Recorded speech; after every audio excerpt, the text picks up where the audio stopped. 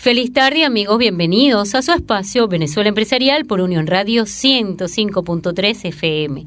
Les habla como siempre Marimén Nuto, acompañada de Arquímedes Román bajo la producción de Zenaida Gamarra.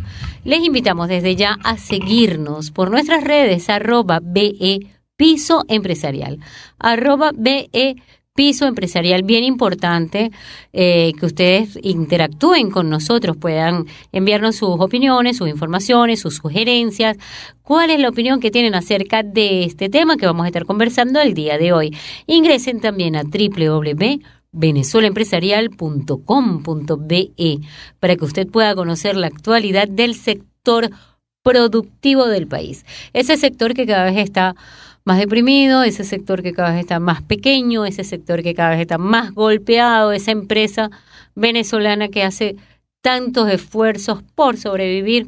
La información que generan, que requieren, que necesitan, está allí en Venezuela Empresarial, porque nuestra idea es respaldar a las empresas con el poder de la información.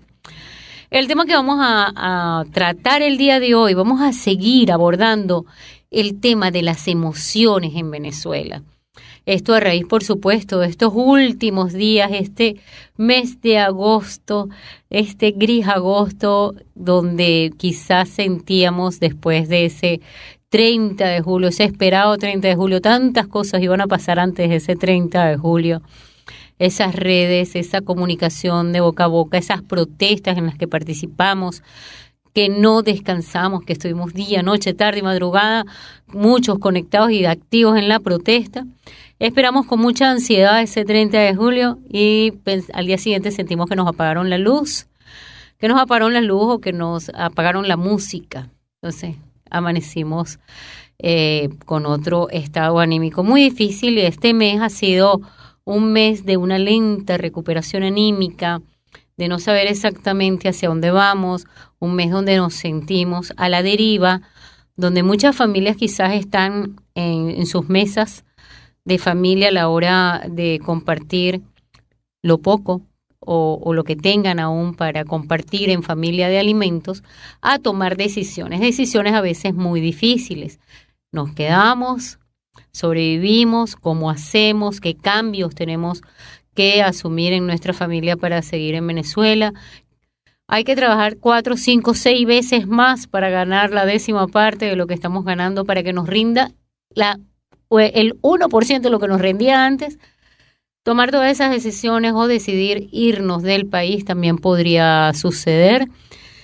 Entonces, bueno, en todo eso hemos pasado el mes de agosto tratando de recuperarnos lentamente, anímicamente. Mucho lo hemos hecho a fuerza de trabajo, a fuerza de tratar de levantarnos todas las mañanas.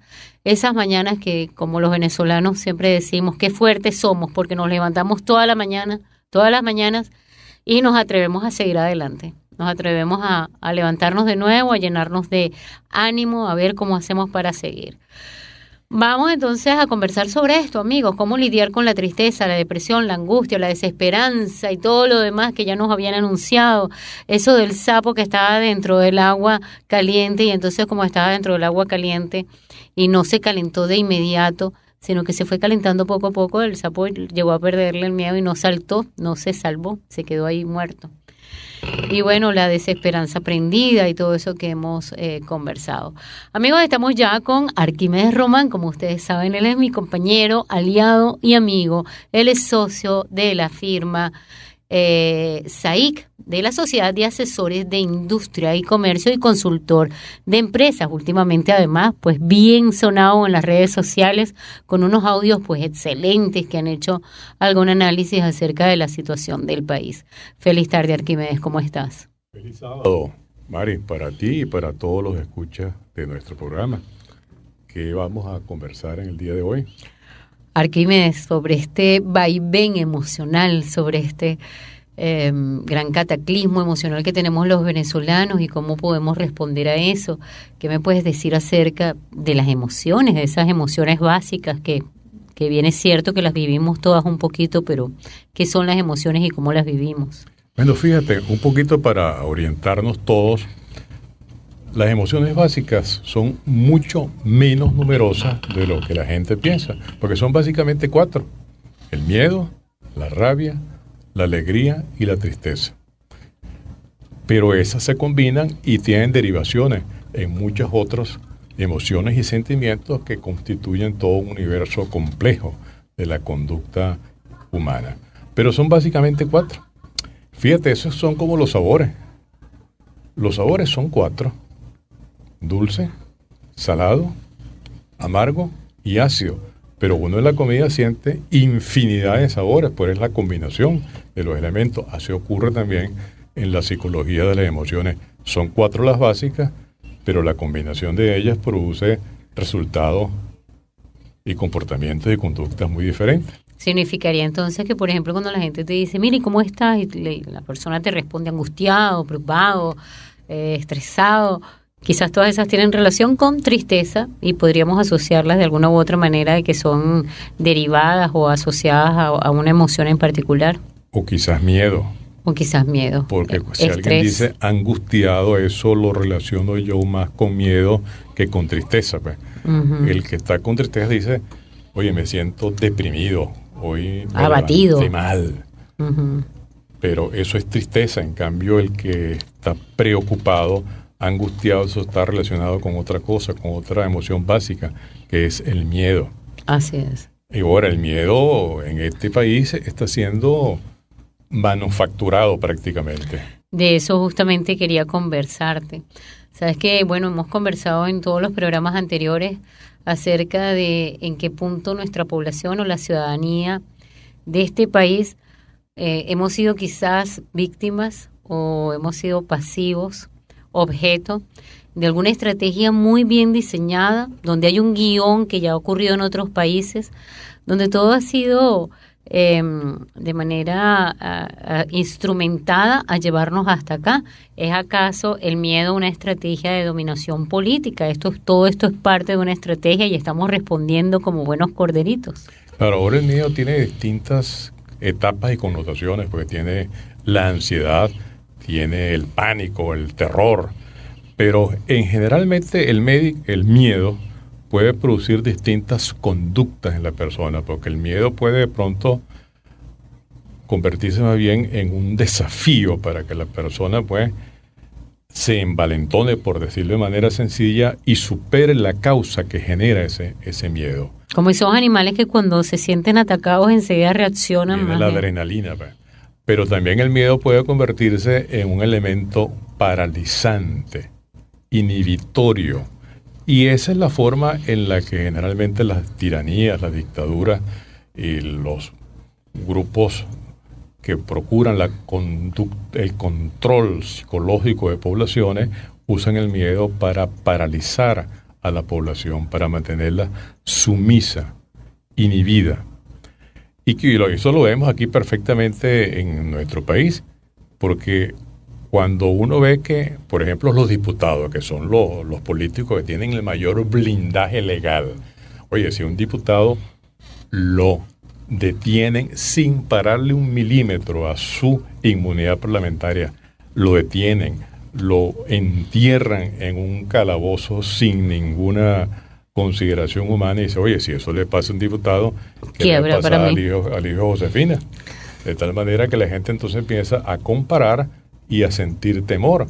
Entonces, si alguien va a una manifestación y en esa manifestación se le ocurrió, le tiró una piedra a un guardia, pero luego ve que otra persona que estaba en esa manifestación se lo llevaron preso, entonces esa persona entra en una paranoia y cambia el número de teléfono y se muda y se va para casa de la tía y empieza en un proceso inhibitorio cuyo resultado es que disminuye la actividad de la población activa en reclamo de sus derechos y de los derechos humanos. Significa que se cumple el objetivo de quienes estén en todo caso manipulando de manera estratégica esa sociedad.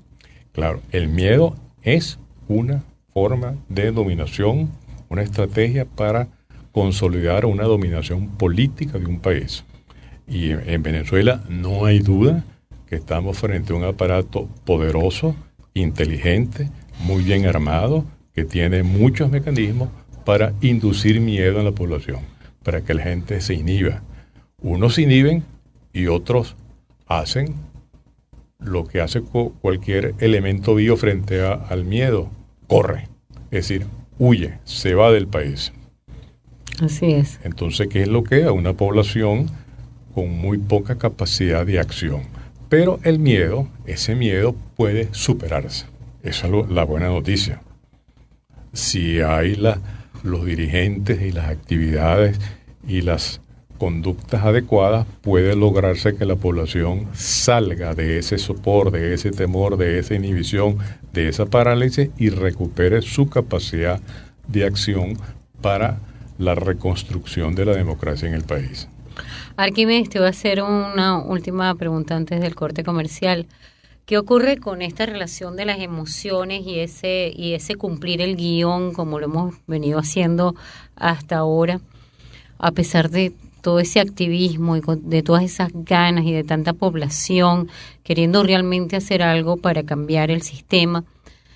¿Qué pasa con la información que recibimos por las redes sociales? Recuerda que ese fue un tema reciente que tocamos hace apenas 2 semanas en el programa y que muchísima gente nos contactó a través de eso, porque realmente estamos dependiendo de la información que recibimos por redes sociales para saber cómo vamos a actuar. Y la información que recibimos por esas redes sociales nos dan como indicaciones diferentes.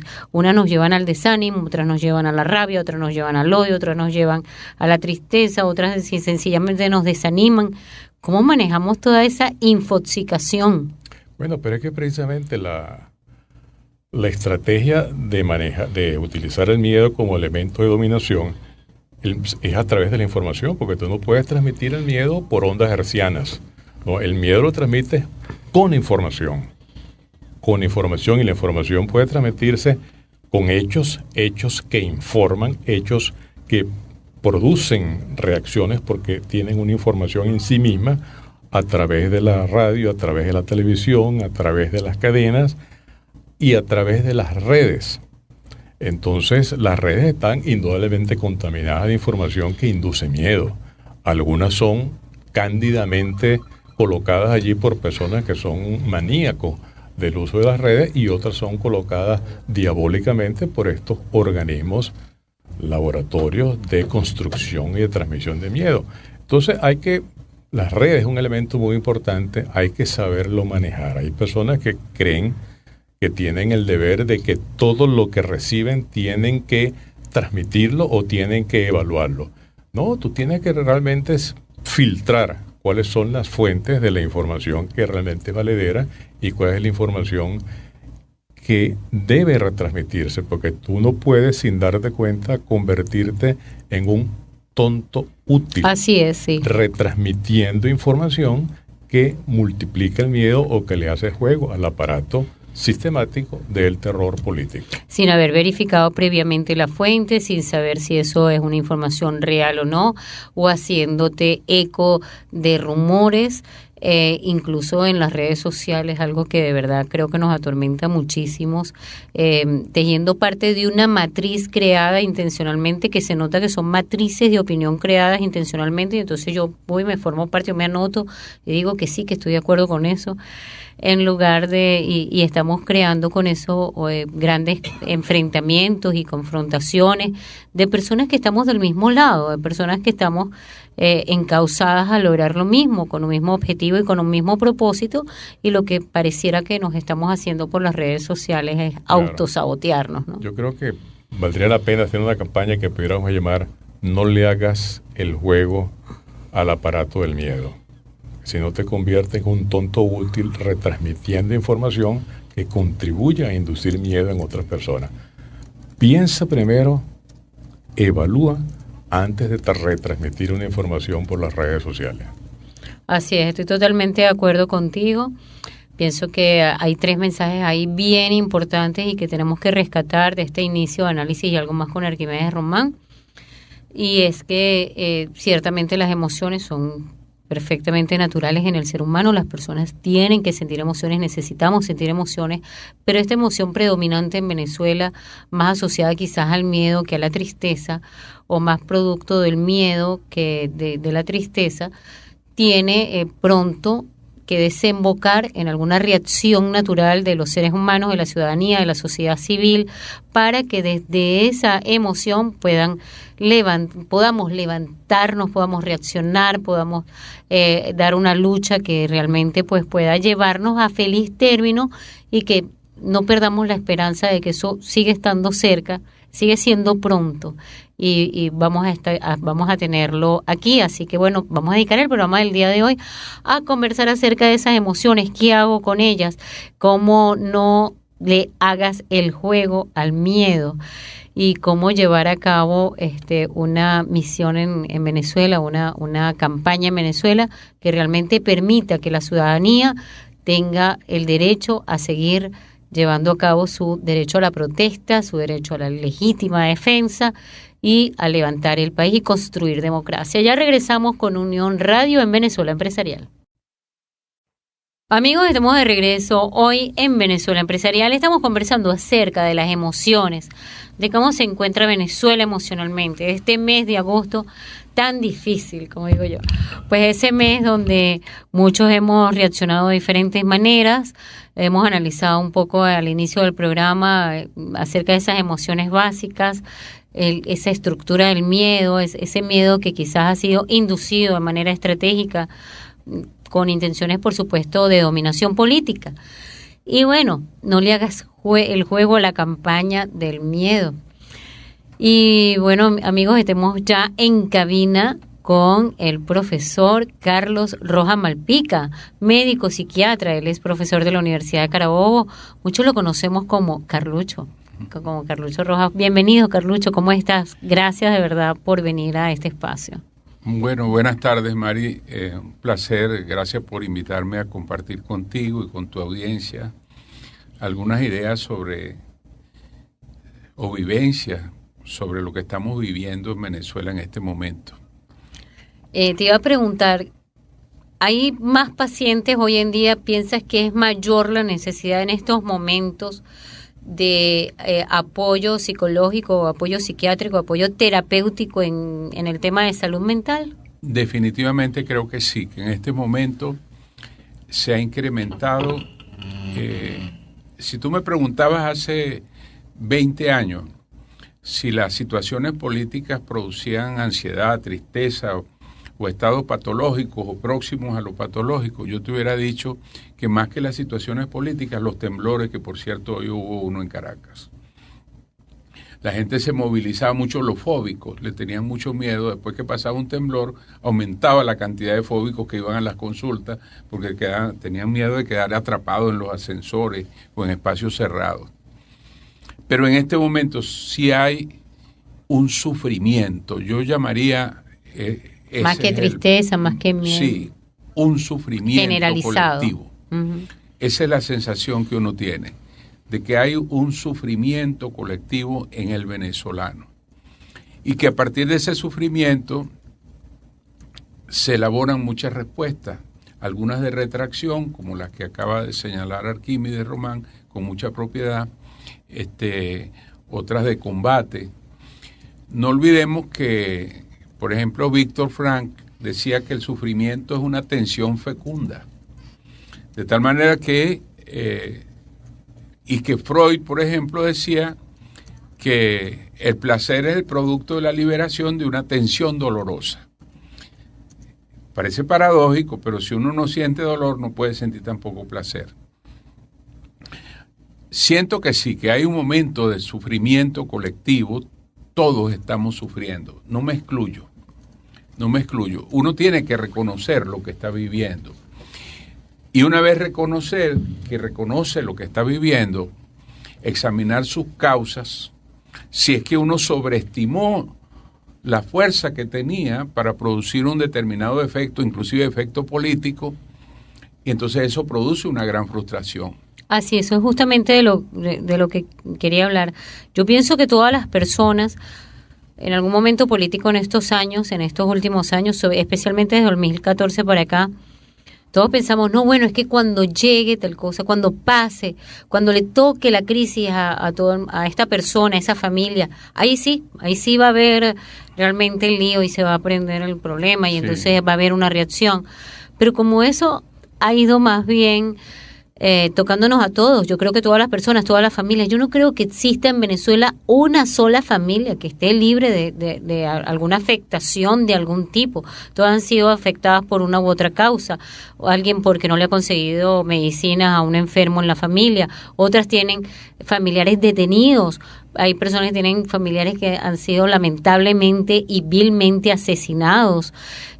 Otras personas han sido torturadas. Otras personas han sido víctimas de la inseguridad. Entonces esto le ha tocado al mundo. Han quebrado negocios, han quebrado empresas, han perdido el trabajo, han tenido que irse del país. Hay familias separadas porque sus hijos están fuera del país. Hay niños que han nacido en otro país y no lo conocen sus padres o sus abuelos. Así es. Entonces, ¿cómo se siente la gente en torno a eso? Y no hace falta haberlo sufrido directamente. O sea, yo no necesito que en mi familia haya un preso político para que yo comience a preocuparme y a perturbarme profundamente la situación. O a un muchacho asesinado. Claro, a mí me preocupa profundamente la situación de Santiago Guevara, el colega, profesor universitario, a quien conozco desde hace muchísimos años y sé que es un hombre tranquilo, sosegado, que a lo mejor hacía algunos estudios de escenarios críticos y cosas de esas, pero de ahí no pasa. Yo conozco bastante bien a Santiago y sé que no es un conspirador, ni es un peligro para el régimen, ni para nadie. Así es. Bueno, es un peligro en el sentido de que pensar es peligroso. Eso que le iba a decir, son muchos los profesionales que están en riesgo, porque este régimen tiene detenidos a periodistas, a psiquiatras, a médicos, a presidentes de colegios profesionales. ¿Ser inteligente como que es malo? O pensar, ¿por qué? Porque precisamente lo que pone en peligro al gobierno son las estructuras racionales. O sea, que la oposición, en vez de organizarse de manera puramente emocional, que la parte emocional es indispensable. Claro. O sea, todos tenemos que sentir. Y no solamente tenemos que sentir de todo. Yo sé que se está hablando ahora de una ley contra el odio. Yo no creo que se pueda legislar sobre las emociones que uno siente. O sea, uno siente todas las emociones: alegría, amor, tristeza, ternura, odio, rabia, tirria y todas las que quieras añadir, congoja, frialdad, indiferencia, aflicción, todas las emociones las podemos sentir. Lo sano es que predomine un estado de bienestar. Pero a veces, en situaciones de muchísimo estrés psicosocial como el que estamos viviendo, se organiza de tal manera ese estrés que nos hace sentir un grave sufrimiento. ¿Y qué es lo que yo siento? No es que lo siento, es que es verdad. No es puramente subjetivo, sino que es objetivo, lo he visto también. Por ejemplo, esas situaciones de ruina, de pérdida, de pauperación. El dinero tiene un valor simbólico, pero en este momento hay una depauperación del valor simbólico del dinero, porque la inflación hace que el dinero no valga nada. Entonces, el dinero no es vehículo de transacción, sino que produce angustia. Tener 1.000 bolívares, 2.000 bolívares o 30.000 bolívares en el bolsillo produce ansiedad. Uno no sabe qué hacer con eso, porque parece mucho, pero al mismo tiempo es nada. Es nada. Bueno, o sea, la situación de Venezuela produce sufrimiento, pero ese sufrimiento tiene necesariamente que ser canalizado hacia salir del derrotismo. El sufrimiento no necesariamente significa que vamos a cruzarnos de brazos, ni tampoco vamos a aceptar que nos tuerzan el brazo y nos lo pongan en la espalda para rendirnos. No se trata de eso. Pero tampoco hay que negarlo. Tampoco hay que negar lo que está pasando. Te puedo decir, por ejemplo... No es sano, no es coherente, no es congruente hacerse hay que saber loco. Lo que uno está sintiendo. Claro. Te puedo decir, por ejemplo, que yo he visto, cosa que no se veía antes, madres sufriendo porque no pueden ver a los hijos que se marcharon. Así es. Si un pasaje antes costaba 10.000 bolívares y ahora cuesta 20 millones, yo no sé cuántos millones de bolívares. Eso es absolutamente prohibitivo, que esa señora pueda ver al hijo que se fue a España, que se fue a cualquier otro país del extranjero. Entonces hay un sufrimiento muy grande entre las madres y una sensación de extrañeza brutal entre las madres que se le van los hijos. Así es. Eso es una de las cosas que está ocurriendo. Claro. Pero eso es con respecto a los que se van. A los que se quedan, también hay mucho sufrimiento. El padre que no tiene con qué comprarle el medicamento al hijo, o la madre que ve al niño que le pide algo, que no le puede comprar un juguete, que no le puedo comprar los juguetes en la Navidad ni en los días de Reyes. Todo eso es parte de un malestar profundo que hay en la Venezuela de nuestros días. De hecho, te iba a preguntar eso del el tema de la culpa. ¿A quién crees tú que como ciudadano se le echa la culpa de lo que está viviendo? Porque existe siempre como esa sensación de la culpa es de la empresa donde estoy trabajando, que no me paga lo suficiente para poder vivir, o la culpa es del régimen. ¿La culpa es de quién? ¿Cómo se maneja la culpa? Bueno, hay mucha manipulación sobre la culpa. Por ejemplo, decir que es la guerra económica, que es el imperio, que es esto, que es lo otro. Hay muchas formas de presentar, pero digamos que un análisis racional, que es lo que más preocupa a la gente, al gobierno, perdón, que uno use la razón para comprender la crisis, y usar la razón significa decir esto no es verdad que sea culpa del imperio, no es verdad que haya una guerra económica, no es verdad que haya un saboteo, no es verdad que haya magnicidio, no es verdad que haya nada de esas cosas, porque no hay evidencias de nada de eso. Lo que hay evidencia es de que en Venezuela en los últimos 20 años ingresaron 1 millón de millones de dólares, que es una cifra astronómica que no la podemos representar por lo fabulosa que es, y que ese dinero fue dilapidado, mal usado, y que Venezuela hoy en día no tiene el dinero necesario para hacer sus importaciones. Pero no es que hubo una guerra. Bueno, ¿y quién manejó ese dinero, pues? Claro. ¿Quién se lo dejó quitar de las manos? Así es. Bueno, vamos a unos breves mensajes comerciales. Al regreso vamos a estar también conversando con el presidente de Psicólogos del Estado de Carabobo, él es Javier Chacón, y vamos a seguir conversando con Carlos Rojas Malpica, Carlucho. Y quería dejar una pregunta al aire. Muchas personas dicen, me estoy yendo del país porque no puedo respirar, yo necesito respirar. Eso ocurre, eso realmente es una sensación de sentirme lo suficientemente abrumado como para que físicamente me sienta ahogado y además cómo realmente se representa eso viviendo en el exterior. Es verdad que se me quita o me llevo los problemas en la maleta. De eso vamos a conversar ahora al regreso de nuestro espacio Venezuela Empresarial. Estamos hablando de las emociones en Venezuela, cómo nos recuperamos de esto, cómo nos zafamos y cómo seguimos luchando y cómo recuperamos nuestros ánimos. Ya regresamos con Venezuela Empresarial. Amigos, estamos de regreso hoy en Venezuela Empresarial. ¿De qué estamos hablando el día de hoy, amigos? Espero que nos hayan acompañado a lo largo del espacio, porque hemos hablado de un tema bien importante para todos, para recuperarnos de esa sensación como de guayabo terrible, esa angustia que llevamos tantos días, todos estos días de agosto, donde, como yo decía al principio del programa, pasó el 30 de julio, llegó la Asamblea Nacional Constituyente con la que llegamos con tanto ánimo, dijimos, esto no va a suceder, nosotros estamos todos en la calle, todos los ciudadanos estamos activos, no a la ANC, pero ocurrió. Eso cumplió, por supuesto, un designio que bien es cierto que quizás políticamente decía que sí, que realmente todo va a ocurrir y que tenemos que dejar de tener esa actitud de pensar, no, hasta ahí no va a llegar, los venezolanos no lo vamos a permitir. En realidad todo se ha ido cumpliendo como un guión. Lamentablemente al día siguiente sentíamos que se nos apagó la luz, que nos apagaron la música.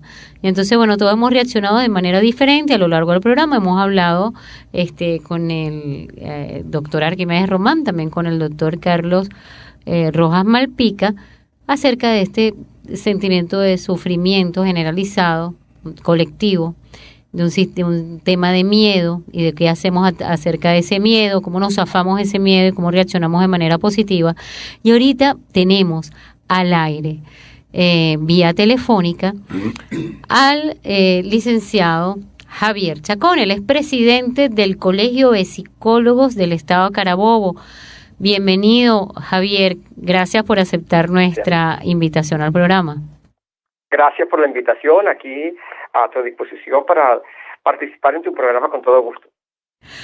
Javier, hemos estado conversando a lo largo del programa de este tema de las emociones en Venezuela y quería hacerle acerca de un estudio que me pareció muy importante, una publicación que ustedes hicieron con la Federación de Psicólogos de Venezuela, de algunas recomendaciones que podían ser necesarias para salir de esta depresión, de este sufrimiento colectivo, como lo llama el doctor Rojas, y quería que nos conversara brevemente acerca de esas recomendaciones.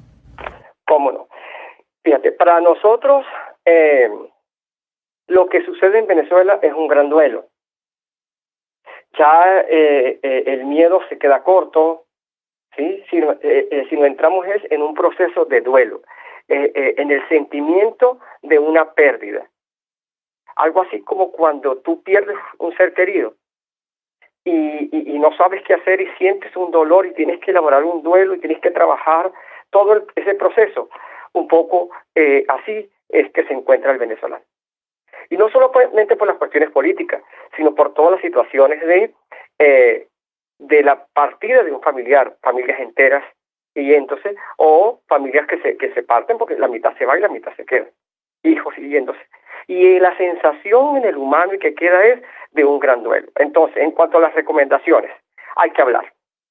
Lo primero que tenemos que lograr es hablar, expresar. Las emociones hay que expresarlas. Si las emociones las contenemos, enfermamos. Afecta el sistema inmunológico, activa las enfermedades psicosomáticas y va a ser muchísimo más difícil entonces trabajar.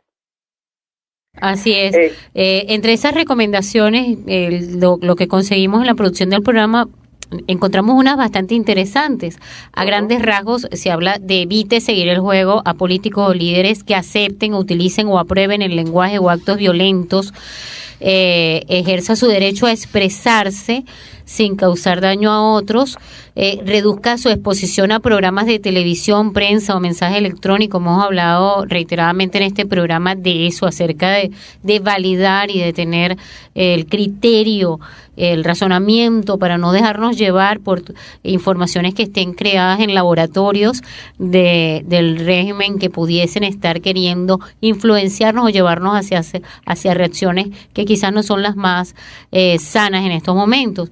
Privilegiar los aspectos positivos que caracterizan nuestra identidad como venezolanos, preservar o rescatar los espacios de intercambio más cercanos, esas reuniones entre familia, amigos, rescatar la reflexión crítica como individuo y no permitir solidaridades automáticas, emocionales u obedientes, no ser muy focas, pues no ser tan borregos, respetar la diversidad, la opinión de los otros, la pluralidad, impedir hacer la política su único principal tema de conversación. Eso es increíble como en todas partes solamente se habla de política. Proteger de esta confrontación a las próximas generaciones, es decir, cuidar a los niños ahorita lo que están escuchando es todo drama y todo problema, y ser cuidadoso con los temas que conversa con otros adultos en presencia de esos pequeños. Queríamos saber, ¿todo esto es factible en medio de esta conmoción emocional y de este duelo del que nos hablas? Sí, te lo digo rapidito. Una de las primeras cosas cuando dice allí, conversar acerca de lo que te está pasando, no solamente es acudiendo a un psiquiatra o un psicólogo, sino en el círculo de amigos y decir, a mí me duele lo que está pasando, a mí me duele mi país, me duele mi hijo que se fue, me duele mi familia que se fue, porque si no lo manifiesto, entonces esa emoción queda contenida y te puedes enfermar. 2, en cuanto a los niños, muy factible, los niños no son responsables del momento histórico que le tocó vivir al venezolano, nos tocó vivir. Entonces, el niño, pues bueno, como va de su televisión, que el niño pueda ver su película, su comiquita, y apartar a nosotros los adultos y hablar acerca de lo que nos afecta, pero no por eso tiene que afectar a nuestros niños. No por ello, no dejar de informar al niño en cuanto a lo que él tenga que saber de acuerdo a su edad y a su capacidad cognitiva de razonar. No hay que preocupar al niño, sino hay que informarlo. En cuanto a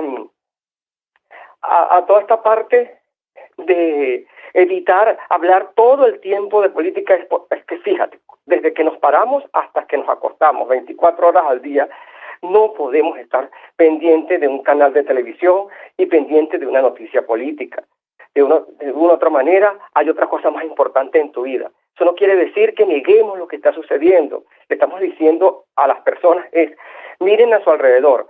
Quizás visitar a su mamá, tomarse un café con un amigo, dedicarte a tus hijos, dedicarte a tu casa. Y si estás haciendo mercado, pues haga mercado. Sabemos que hay un problema allá afuera, pero haga el mercado. Si estás haciendo una comida, haz la comida y no te lleves el tema a la cocina. Es un poco permitirte vivir en un mundo que no te permite vivir. Sin embargo, Javier, esto que me parece muy importante, también quisiera saber cómo poderlo balancear o cómo poderlo equilibrar con eso de quizás la gente que no se siente capaz, que no siente que las soluciones están de su lado. Mucha gente dice, bueno, pero ¿y cómo hago eso? Te encuentran en un ascensor y te dicen, mira, ¿qué crees tú que va a pasar? Y sabes, las respuestas, por lo menos la que yo doy es, va a pasar lo que tú quieras que suceda, porque quizás como sociedad, como ciudadanos no nos sentimos empoderados a que realmente nosotros tenemos la fuerza, tenemos la capacidad y tenemos dentro de nuestras manos la capacidad de cambiar las cosas, cambiar con lo que no nos sintamos a gusto. Y si no me siento a gusto con este sistema, ¿cómo hacemos como sociedad civil para empoderarnos y saber que somos parte del problema, pero también parte de la solución? Empezar por mí y mi familia. Lo primero que debo hacer es que mis hijos deben estar sanos y mantener la mayor normalidad con mis hijos, sobre todo los niños. No llevar los temas políticos ni de escasez a la cama con mi esposa. Ese no es un tema de hablar en el cuarto. Por eso dice allí, converse lo necesario con el círculo de amigos, allegados, familiares, tu terapeuta, pero en un sitio adecuado para ello. No puede ser que un ser humano vaya al baño, vaya a desahogarse, vaya a bañarse y tenga que llevarse un radio para escuchar las noticias. Entonces, sí es cierto que hay un problemón, pero también es cierto que yo como persona estoy permitiendo que invada más allá de lo que ya me está invadiendo. Entonces, pierdo... Perfecto, Javier, de verdad que bien orientado, me parece muy bien. Ojalá nosotros nos vamos a hacer eco desde Venezuela Empresarial de la mayor proyección que le podamos dar a esas recomendaciones porque nos parecen sumamente importantes. Si quieres dar alguna otra recomendación, nos quedan 30 segundos para terminar la entrevista. Días jueves, en el edificio del Guamo, jueves y viernes, edificio del Guamo, piso 7, oficina 7C, es la sede del Colegio de Psicólogos del Estado Carabobo, y ahí estamos atendiendo gratuitamente a las familias, orientamos, damos charlas, conversamos con todo aquel que se acerca y necesita una voz profesional que le escuche y lo atienda como debe ser. Totalmente a la orden. Sí, muchísimas gracias. Gracias a usted, de verdad que qué buen consejo. Además, por supuesto, nos vamos a hacer eco de esa información y de esa invitación. Seguimos en cabina, vamos a seguir conversando con el doctor Carlos Rojas Malpica, Carlucho, con Arquímedes Román ya para el cierre del programa y esas conclusiones que siempre damos al final. Había dejado una pregunta para ti al aire acerca de qué se siente con esa gente que dice no puedo respirar, yo tenía que salir del país, yo me tenía que ir del país porque no podía respirar. Bueno, esa es la descripción de la angustia. Angustia significa angosto. Cuando la gente dice tiene un angor pectoris, es que tiene el pecho estrechado. Cuando sucede la angustia, que es un fenómeno muy parecido al miedo, solo que en el miedo hay un objeto, o sea, hay una situación de peligro. La angustia es espontánea, sin que haya un objeto real de peligro, un objeto inmediato. Quizás haya un objeto mental que produce miedo. Entonces, cuando sucede la angustia, se tiene la sensación de tener el pecho estrecho, de no poder respirar. Y por eso, cuando la gente se libera de una sensación abrumadora que pueda producir la vida en Venezuela, se siente liberado y cree que puede respirar. Y hay otros dos casos que son diferentes, a mi parecer quizás son diferentes. Esa gente que decimos que vive en Narnia, que vive en Disney, que pareciera que no vivieran aquí, que de verdad pues no les afecta nada la situación, ¿eso existe? Claro, siempre habrá gente así. La hay inclusive en medio de las guerras. En medio de las guerras terribles que han habido en la humanidad, en medio de la Segunda Guerra Mundial, había gente que estaba como desentendida de todo aquello. Se hundía el Titanic y seguía escuchándose la música, había gente bailando. Exacto, entonces es inevitable. Uno no tiene que pensar que todo el mundo se tiene que uniformar como uno. Yo no le tengo por qué exigir a nadie que piense igualito que yo y que tenga el mismo nivel de preocupación mía sobre la situación que hay en el país. Todos tenemos niveles distintos de compromiso, de responsabilidad, y hay quien decide no comprometerse y eso también hay que saberlo respetar. Y esta gente activista, por ejemplo, muchos de mis conocidos que dicen, para nosotros es necesario, es indispensable protestar porque drenamos por ahí. Por lo menos al protestar, al pegar un grito en la calle, al tener una pancarta en la mano, sentimos que drenamos esa angustia. ¿Eso es sano?